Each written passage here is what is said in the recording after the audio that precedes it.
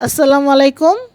আশা করি আপনারা সবাই ভালো আছেন। আমি আল্লাহর রহমতে আপনাদের দয়ায় ভালো আছি। আজকে আমি আপনাদেরকে দেখাবো সাফরন দিয়ে পারফেক্টভাবে চা তৈরি করা। তো চলুন শুরু করা যাক। চুলায় একটি সসপ্যানে আমি এখন চায়ের কাপের 2 কাপের থেকে একটু বেশি পানি দিয়ে দিব, যাতে পানিটি ফুটে পারফেক্টলি 2 কাপ চা হয়। এর জন্য 2 কাপের একটু বেশি পানি দিতে হবে। তো পানিটা যখন একটু গরম হবে তখন আমি 3 স্পুন চা পাতা দিয়ে দিব। আর চা পাতার পানিটা যখন একটু গরম হবে তখন আমি চিনি দিব। তো এখন আমি দিচ্ছি 3 স্পুন চা পাতা। চা পাতাটা 3 স্পুন দেওয়ার কারণ হচ্ছে চাটা ঘন হবে এবং পারফেক্টলি হবে, এজন্য চা পাতার পরিমাণটা একটু বাড়িয়ে দিলাম। সাধারণত আমরা 2 চামচ চা পাতা দিই, আর এখানে আমি 3 চামচ চা পাতা দিচ্ছি, যেহেতু চাটা কড়া হবে এবং ঘন হবে, এই কারণেই আমি চা পাতাটা বাড়িয়ে দিয়েছি। আর এই চাটা খেতে খুবই ভালো লাগে। সাফরনের চা, শরীরে প্রচুর এনার্জি পাওয়া যায় এই চাটা খেলে। আর আরব দেশে তো এটা খুবই প্রচলিত চা, কারণ আরব দেশে এই চাটি আরবিরা খুবই পছন্দ করে, যেহেতু এটা সাফরনের চা। এখন আমি অপেক্ষা করব একটু গরম হয়ে আসার জন্য, তারপরে আমি চিনি দিয়ে দেব।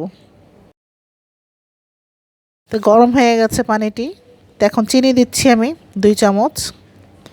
আর চিনির পরিমাণ যদি আপনারা কেউ বাড়িয়ে দিতে চান, যদি কেউ মিষ্টি খেতে পছন্দ করেন, তাহলে চিনির পরিমাণটা বাড়িয়ে দিবেন, নাহলে এই পরিমাণেই দিবেন। তো এখন চামচ দিয়ে আমি একটু ভালো করে চিনিটাকে মিশিয়ে দিব চার সাথে। তো এইভাবে নাড়াচাড়া করে একটু ভালো করে মিশিয়ে দিতে হবে। আর চাটা এমনি অনেক কড়া হবে, আর কড়া চা না হলে খেতে ভালো লাগে না। আর এখন দিচ্ছি আমি একটু ফ্লেভার আসার জন্য একটু দারচিনি দিব ভেঙে, অল্প সামান্য একটু দারচিনি দিয়ে দিবেন, তো একটা ভালো একটা ফ্লেভার আসে।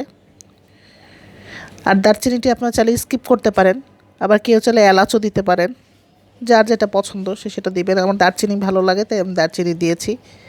তো ভালো করে ফুটে যাচ্ছে, দেখতেই পাচ্ছেন আপনারা। ভালো করে এভাবে ফুটাতে হবে চাটি।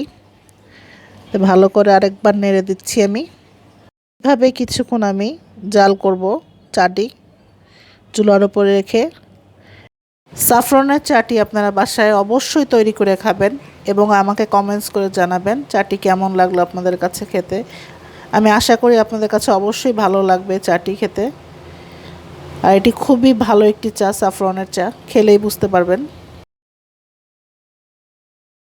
চাটা কিছুক্ষণ জাল করার পর আমি গুঁড়া দুধ দিয়ে দিব 4 টেবিল চামচ।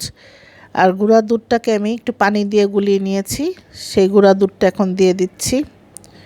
আপনারা চাইলে এখানে লিকুইড দুধ ব্যবহার করতে পারেন বা কনডেন্স মিল্কও দিতে পারেন কিছু পরিমাণ। আমি এখানে কনডেন্স মিল্কও দিইনি আর লিকুইড দুধও দিইনি, গুঁড়া দুধ দিয়েছি। দেওয়ার পর ভালো করে একটু নেড়ে চেড়ে দিচ্ছি। এভাবে একটু পরপর নাড়বেন, নাহলে আবার সর পড়ে যাবে চায়ে সর পড়লে ভালো লাগবে না খেতে। তো এইভাবে কিছুক্ষণ নাড়তে হবে। তো জাল করব আবার কিছুক্ষণ, আমি একটু সময় নিয়ে জাল করব।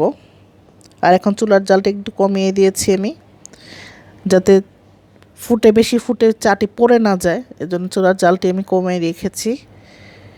আর এখন আমি দিব কিছুটা সাফরন।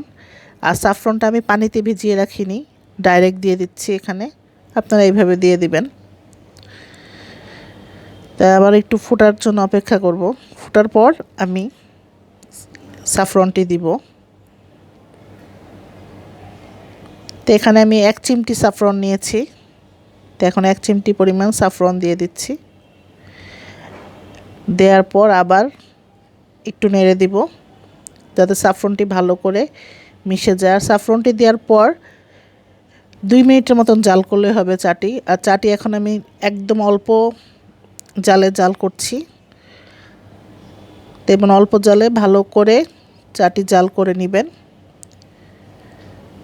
তো এখন আমি 2 মিনিটের মতন আর জাল করে নিব চাটি। 2 মিনিটের মতন চাটি আমার জাল করা হয়ে গেছে। এখন চুলার জালটি আমি বন্ধ করে দিব। আর চাটা আমি একটা আলাদা একটা সসপ্যানে ছেঁকে নিব। তারপর আমি চাটিকে একটা সার্ভিং কাপে সার্ভ করব। তো এখন আরেকবার নেড়ে দিলাম। নেড়ে দেওয়ার পর চুলার জালটি আমি এখন বন্ধ করে দিব। তারপর একটা সসপ্যানে আমি এটাকে ছেঁকে নিচ্ছি। তারপর একটা সার্ভিং কাপে এটাকে আমি সার্ভ করব। সাফরনের চাটি সম্পূর্ণভাবে রেডি হয়ে গেছে আমার। তো এখন একটি কাপে আমি চাটি দিয়ে দিচ্ছি। দেওয়ার পর আমি কিছুটা সাফরন উপরে দিয়ে দিব, চার উপরে ডেকোরেশনের জন্য, জাস্ট যেহেতু এটি সাফরনের চা, সাফরন না দিলে তো চলবেই না। তো রেসিপিটি যদি আপনাদের ভালো লেগে থাকে, লাইক, শেয়ার, কমেন্টস এবং সাবস্ক্রাইব করতে একদম ভুলবেন না। তো সবাই ভালো থাকবেন, সুস্থ থাকবেন। আল্লাহ হাফেজ।